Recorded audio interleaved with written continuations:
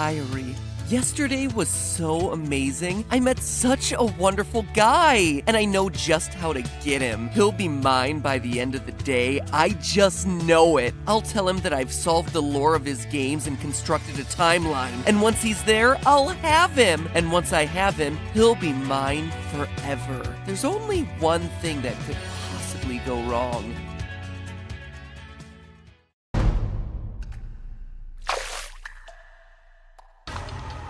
How can Mangle be walking around in FNAF 2 before all the animatronics are possessed? How can Springtrap be experimenting with Remnant when he's sealed in a wall? Answer me! I don't know. That's exactly what I worried might go wrong. No! No! Hello, Internet! Welcome to Game Theory, getting burned by hippos since 2018. Not every story has to have significance, you know? Sometimes a story is just a story. You try to read into every little thing and find meaning in everything anyone says, you'll just drive yourself crazy. Kinda harsh there, Scott. Speaking of stories, last FNAF Theory, I was at the lowest of lows. The survival logbook threw a lot of weird curveballs into the lore that I don't think anyone was really expecting. Reveals like Michael Afton being the bite victim were interesting, but also really difficult to explain away. And that's where things sat until now. With both the release of the final FNAF book, The Fourth Closet, and what seems to be the final FNAF game, Super FNAF Brothers Ultimate. They're all here. And now with both these releases, we're finally in a position to see all the puzzle pieces we're working with, which means one last examination of the franchise from top to bottom, starting with Custom Night this week, and then next week stepping back and looking across the entire timeline to see if we can wrap things up in a neat blood-soaked bow now that we can see all the events and key players. So step through the curtain, Funtime Foxy, because the show's about to start. It's time for me to pull a Candy Cadet and tell you a story. A story of anger that never dies. A story of never-ending suffering. And I'm not just talking about me trying to write these theories. Today, I tell you the story of how Ultimate Custom Night ends the FNAF franchise in the same place where it all began. As soon as you start playing Custom Night, you can tell that Scott's up to his usual tricks. Yeah, that. But beyond being gaming's biggest troll, I mean, Scott has clearly taken a game that most of us assumed was just a fun little add-on to capstone the series and has used it to deliver a full-on 100% canon addition to the franchise, complete with huge lore reveals mostly hidden in character dialogue once you die, which is pretty nice considering you die a lot in this game. A lot. Oh, yeah, I totally let Night Marion kill me at 3 a.m. on purpose. I just really wanted to see what she would say in this case. What, you guys don't believe me? Seriously, I'm good at this game. I did it for the lore. I did it for the lore. Through these death lines, we can immediately start piecing together what exactly is going on here. The first set of lines reveals that we're powerless to escape. You and I will be making music together for a long, long time. This is a nightmare that you won't wake from.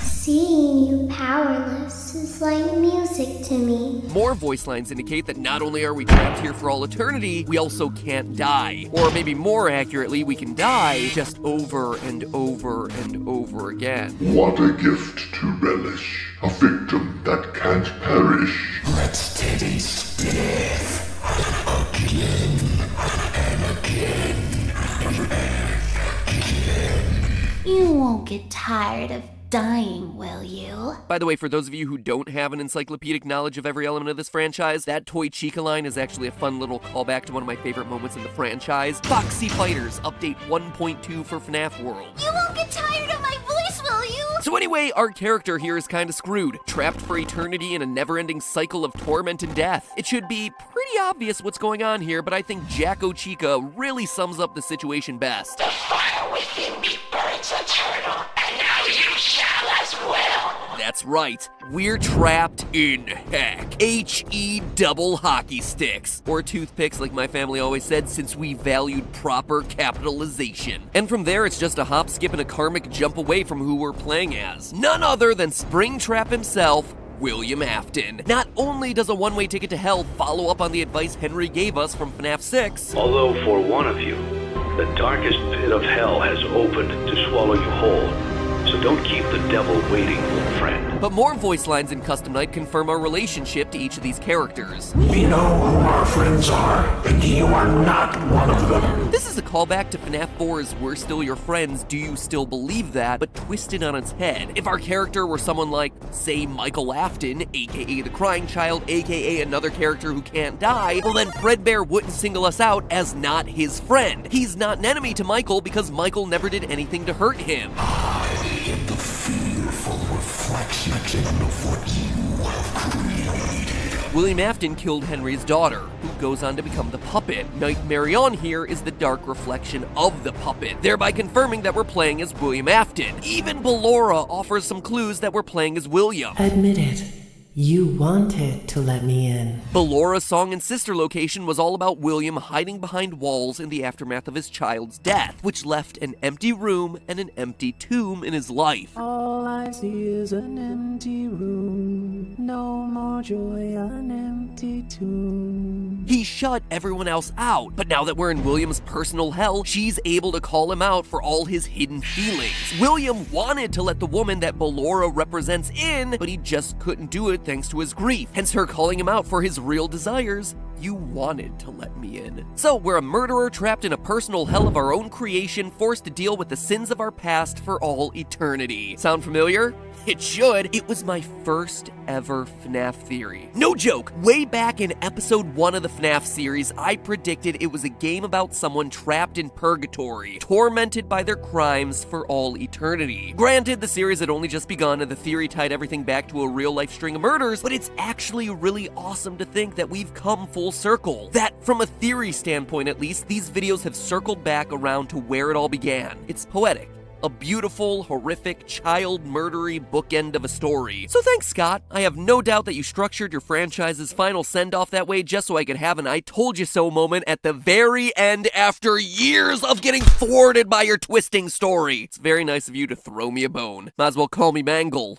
More on that next week. But of course, it wouldn't be FNAF if things were just that simple. No, it's not good enough for William to be held in a perpetual state of agony. There's something keeping us here. Looking through all the voice lines, there's one other entity that's mentioned over and over again. The one you should not have killed. I am remade, but not by you, by the one you should not have killed. Greetings from the fire, and from the one you should not have killed. Excuse me, what? The one I shouldn't have killed? You mean Voldemort? Oh, sorry, got him confused with He Who Must Not Be Named. But seriously, the one I shouldn't have killed in a franchise piled high with underage bodies. Okay, yeah, sure. All those other kids, nah, they deserved it. But that one right there, yep, shouldn't have touched him. Now you're damned for all eternity. Sucks to be you. Anyway, this is the big mystery of the game. Who are they talking about? Well, by picking apart clues from all sorts of different locations, we can start piecing together who this one who must stay vague for lore purposes actually is. First, from the rest of the voice lines, we can identify that this character is a male. I have seen him, the one you shouldn't have killed. He's here and always watching, the one you shouldn't have killed. Notice how both of them use the pronouns he and him. We also know that this guy specifically has a vendetta against us. To understand that, we have to turn our attention to the true stars of Ultimate Custom Night,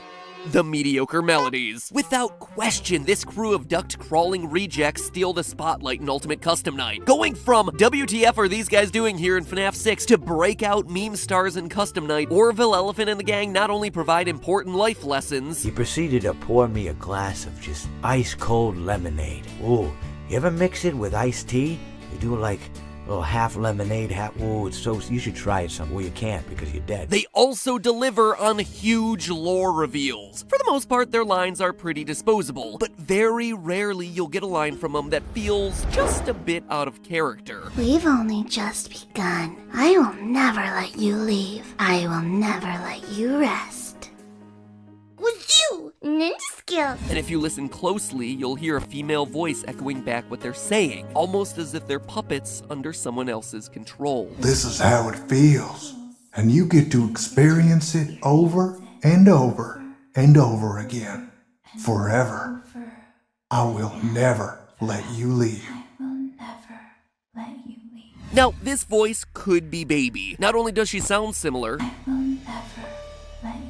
I guess you forgot about me. but a clue may also come from the merch. The Funko action figurines of the characters from FNAF 6 all contain one piece of Scrap Baby. Collect all the figurines, collect all the pieces to form the character, which might seem like just a random detail until you consider that they did the same thing with every character in Sister Location, who would then go on to form Ennard. Each one contained a piece that helped to create what would eventually form the larger whole. Just like Ennard himself, a bunch of the other animatronics all rolled into one entity. This is especially important when you consider that a key reveal from the final FNAF novel, The Fourth Closet, is that William Afton created the living Sister Location Funtime animatronics by extracting remnant from the melted conglomeration of all the OG animatronics and injecting the new robots with it. Thus, all the new robots were alive and sharing a piece of the same set of souls, just like if the pieces of Baby/Ennard had been repurposed to form Happy Frog and her friends. That's why Baby's voice would be heard across all of them. Does that make sense? Good. Now throw it away, because there's another explanation here. That this is the voice of the one you should not have killed. As you can tell at this point, Ultimate Custom Night had a huge amount of voice acting. And the nice thing about voice acting is that you need to hire, actors, which means job postings. So of course, for this game, Scott needed to make a ton of casting calls on the site voices.com, all identifying the roles that the actors would be playing. Some of the roles were obvious: Nightmare Balloon Boy, Pig Patch, Withered Chica, etc., etc. All characters that we're familiar with. Other casting calls, though, were a bit more vague. Monster, Character in Whisper, Little Girl, Annoying Girl, Vengeful Spirit. Now, if you track all of the job postings, you can actually identify every single role by who plays them. Monster is Jacko Chica. Character in Whisper is Trash in the Gang. Little Girl is the puppet. Annoying Girl is Dee Dee. Scott kept them vague so as not to ruin any surprises. You can actually identify each and every role, except for one. Vengeful Spirit, played by Tabitha Skanes. It's the only one that doesn't match up to any explicit character in the game. But we know for a fact it exists, since Scott himself left Tabitha an excellent review. 5 stars! Well done, Tabitha. So what is the Vengeful Spirit? Well, according to the casting call, quote, "This is for the voice of a young child who speaks in a whisper from the shadows." That sounds a lot like the voice that's whispering in the background of our merry band of rejects. This child is in control and is toying with the player, who's helpless to change their situation or prevent their inevitable end. Yeah, well, being trapped in HE double hockey sticks will do that to ya. The gender should not be immediately clear. It should work as either a young boy or a young girl, and you're welcome to do readings leaning one way or another. Ding ding ding, ladies and gentlemen, we have our winner. A puppeteer that's manipulating things from the shadows. A spirit who's out for revenge. A spirit who just so happens to occasionally show its face during game over screens. Yes, that creepy image of a face that's been haunting thumbnails of Ultimate Custom Night, that is the face of our vengeful spirit. A spirit who, based on its last line, has an axe to grind and intends to enact revenge by keeping us tormented for all eternity. He tried to release you. He tried to release us. But I'm not gonna let that happen. I will hold you here. I will keep you here. No matter how many times they burn us. He tried to release you, but I'm not gonna let that happen. I will hold you here? Yikes! Somebody's gotta get themselves a new hobby. But this is an important line, since by now many of you have probably seen the Old Man Consequences Easter egg. If you set the character Old Man Consequences to level 1 difficulty and then complete his minigame, you get taken through a glitch to Old Man Consequences Pond, a character from FNAF World who encourages the spirit to, quote, "leave the demon to his demons. Rest your own soul. There's nothing else." He's encouraging the angry spirit to finally rest, to give it up, to move on, instead of just chasing down the demon, William Afton, and spending eternity enacting revenge. But that all leads to the question, who is this vengeful spirit? The one William should not have killed? Well, it's Golden Freddy. For proof, look no further than the final cutscene of the game. If you manage to get the nearly impossible score of 9,800, 49 animatronics at full difficulty, you see Golden Freddy in his FNAF 1 form twitching.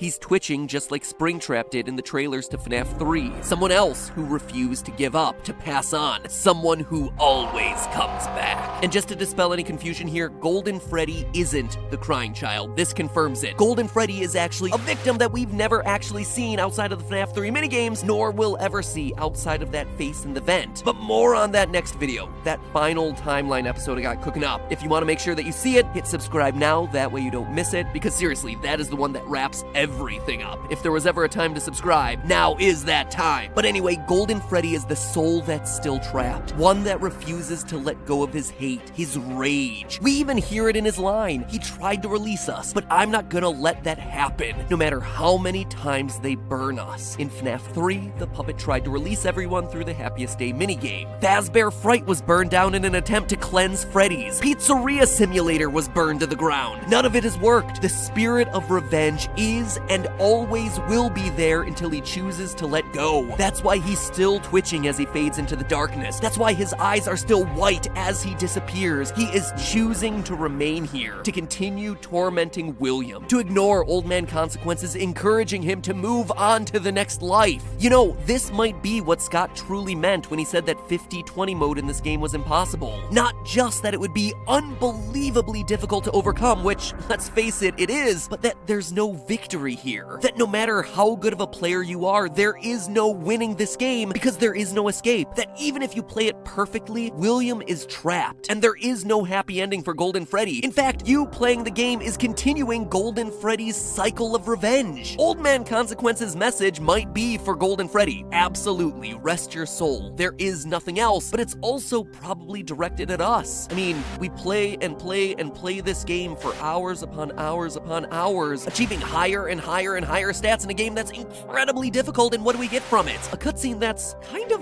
underwhelming, actually. Perhaps Old Man Consequence's message was for Golden Freddy, sure, but also for us. Rest your own soul. There is nothing else. There is no deeper ending here. There is no satisfaction. This is it. And by choosing to play, we keep William's cycle of torment alive. We are literally Golden Freddy forcing William through this over and over and over again, refusing to move on, refusing to accept that there is nothing else. It's perhaps the most satisfying, unsatisfying conclusion in all of gaming. And as far as your gameplay affecting character decisions, well, it doesn't get any more seamless than that.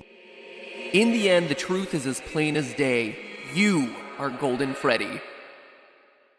Next week, the grand conclusion as I break down literally everything else in this game and all the other games and the books as we try to piece together one mega final timeline. I told Stephanie the other day that I was reworking the FNAF timeline. She's like, what is this, like the 80th time? And I'm like, yeah, pretty much. So place your bets now as to where you think the events are gonna fall. Make sure you subscribe so you're notified of the new video. And most importantly of all, remember, that's just a theory. A game theory. Thanks for proving me right for a change, Scott.